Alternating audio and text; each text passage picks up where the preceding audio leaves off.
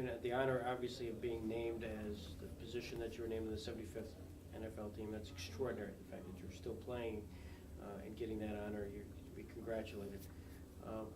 Ultimately, when you get into the Football Hall of Fame and they announce you, Ken, who's going to introduce you? Who? Oh, I don't know. Depends on how much longer I play. And I told my wife if for some reason I, made it and got there and I'm in the Hall of Fame, I want her to introduce me, but she's not a real speaker in front of people. She doesn't like to speak publicly to people too often. So she's never have. So I would want her to do it. If she didn't, then I don't know. I'm going to draw a name out of a hat.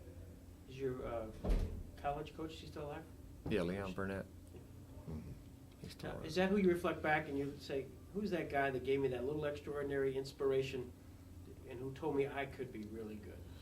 Really, the guy that did that was my old high school track coach, Jim Grinnell, who passed away 2 years ago, I think it was. But he's the one that I quit football my sophomore year in college, and he made me go back out, saying you don't want to be a quitter. Keep working. You're going to get a shot. He's the one that got me back in it and made me not quit. So he was the one that pushed me to the limit in my high school days to make me a better athlete in track and in football. You go to Ken, what helmet are you going to have? Oh, I don't know. It depends on how much longer I play with the Ravens. I mean, if I played, 3 more years with the Ravens or some reason win another ring, I mean, that's a hard choice. Sure. I would had to sit and think about that one for a while. But at this point right now, I would definitely have to go in as a Steeler. Yeah. I've spent 10 years there, and even though I've spent 3 wonderful years in Baltimore and got a ring, I spent 10 great years in Pittsburgh and had a lot of good memories. Sense that though you therefore only read about those guys. Oh, your without a doubt. defense this year versus.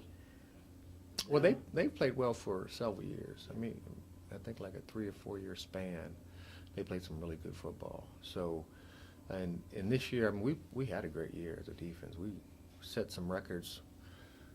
I mean, breaking that point record against is probably won't be broke in quite a long time, if it's ever going to be broke again. I mean, we took off 20 points of that 16-game season. With the rule changes are the way they are today, it's going to be tough to do. That's going to be tough to do. So we did accomplish a lot of good things, but if we want to be in that same sense of being one of the probably the best defense, then we have to do it again and play well the next couple of years. Mm-hmm. And if we do that, then I think you can say we're probably one of the best defenses to play in this league. I know we've had one of the best seasons as a defense ever in its history.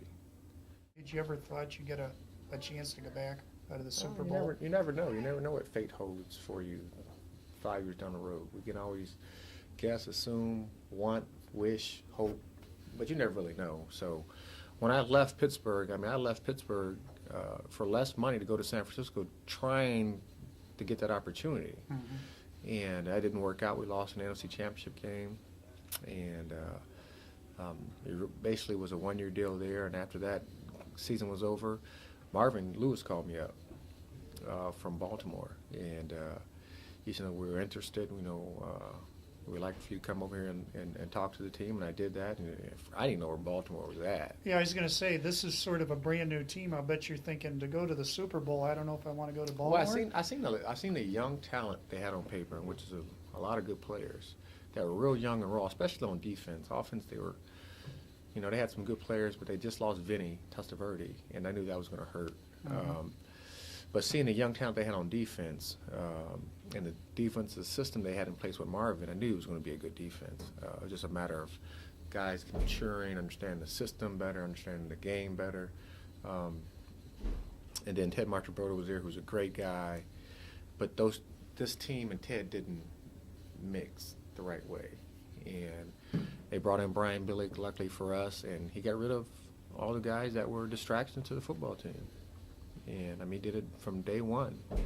He got rid of all of them. And this is the ultimate team sport, and you need to play this game as a team with sacrifices from individuals and from a team sometimes to accomplish certain goals. And Brian kept preaching that, And guys finally believed it. The young guys finally believed it, eventually somewhere along the line, especially the first year he coached. It started happening. We finished up 500, and guys felt, hey, we're a pretty good football team. We just got to believe it week in and week out. And then going into this past year, they just saw it fall into place. We believed it. We had the confidence. We had that swagger.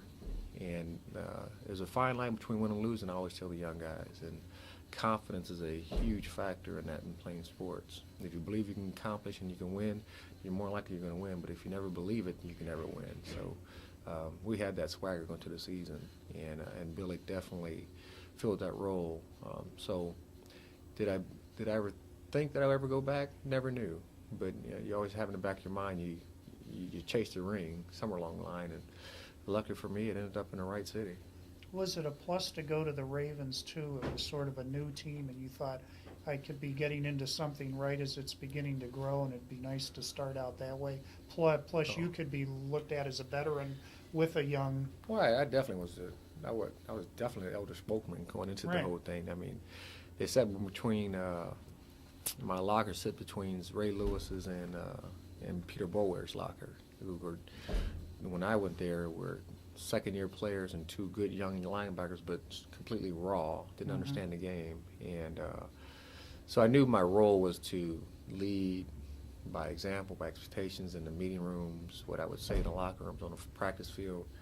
But yeah, it was fun to see it. The first year, 3 years ago, with Ted, we were, I think, 6-10, and then we finished up 8-8, and then next year we won the Super Bowl. So it was definitely nice to see it all turn around in those 3 years. When you left the Steelers, were you bitter about that? No, I wasn't bitter. I was bitter in the sense that, I was bitter in some things that was said behind closed doors between some front office people and maybe some of the coaches. And that was unfortunate because they know me. They knew me as a player. I played 10 years there for them, and I was a little upset about that. But as I've been gone for 4 years, you just can't take things personal in this game. This game has been played before I was born, and God willing, it's going to be played when I'm gone. So faces and names on the back of jerseys change year in and year out. Yeah.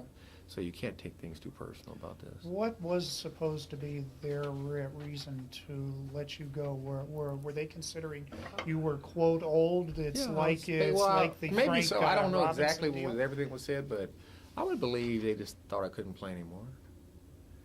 But I was just coming off a knee injury. Right. That in 95 and 96. You'd been out the whole year for 95. At 95, 96, I played decently well coming off my that first year of knee injury, made the Pro Bowl. And then, I had a pretty tough way about it. It was pretty tough playing corner and just coming off that knee injury. It takes a good 2 years, 2.5 years for your knee to completely heal. But, they make their choices. They made the choice they thought that their team needed to go into and the direction they need to go into. And I made my choice. And, I'm glad I made the choice just for the fact, it would have been great to stay there, but I wouldn't have met all the people I've known now. And you are a man of faith. Did you find that you had reasons to interact and from a spiritual end with Ray at all? Well, during the process or just in general? In general. Oh, we talk about it all the time. And Peter's Peter Bower is a practicing Christian, is a great guy, and his locker's right next to mine, who's right next to Ray's. And we always have conversations about the Bible. Sometimes we have heated discussions and stuff of that nature, but it's just always good to bring it back home, so to speak. We talk about a lot of different things, but one thing we never really play around with when we start talking about the Bible and Jesus and God. We crack a lot of jokes, but not about that too often. So it's always good to. It was good to talk to Ray. It's good to talk to Peter. It's good to talk to Matt Stover. We have a lot of guys. Our team, James Trapp. Rod Harrison's our team, Chapel. So it's a lot of guys that are, year in and year out, are finding their way closer to God. And we're all struggling in a sense, so it's definitely good to do that. Oh, it's definitely my honor. I appreciate it.